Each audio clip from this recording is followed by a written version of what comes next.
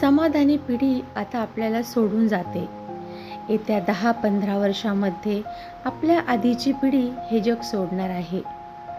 कटू असलं तरी हेच सत्य आहे, कारण हे जग कोणीही थांबवू शकत नाही. या पिढीतले लोक थोडे वेगळेच आहेत.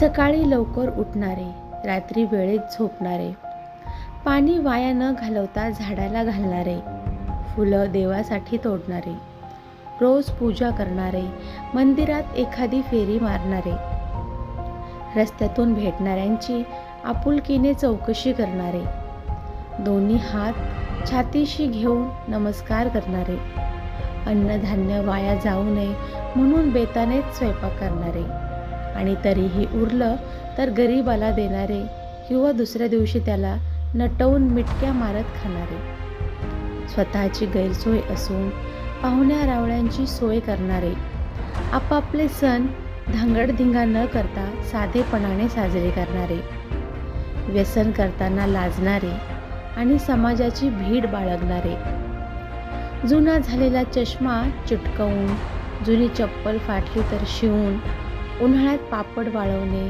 हात दुखेपर्यंत मसाला घरी कुटून बनवणारे, फक्त बाहेर घालण्याच्या कपड्यांना इस्त्री करणारे, खिशातला पैसा जपून वापरणारे, असे लोक हे जग हळूहळू सोडून चाललेत. ते जातील तेव्हा एक महत्त्वाची शिकवण त्यांच्यासोबतच जाईल. समाधानी, साधे, अर्थपूर्ण, दुसऱ्यांना प्रेरणा देणारे आणि समोरच्याची काळजी करणारं जीवन जगायचं असतं. हे शिकवण या जगातून कायमची नाहीशी होईल. नेतृत्व, कर्तृत्व व स्वाभिमान हेही त्यांच्याबरोबर संपेल की काय?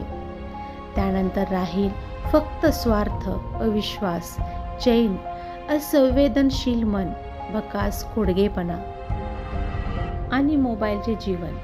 कटू आहे, पण हेच सत्य आहे. मैत्रिणींनो, चला तर मग त्या पिढीचे संस्कार आपल्यावर, आपल्या मुलांवर करण्याचे प्रयत्न करूया. धन्यवाद.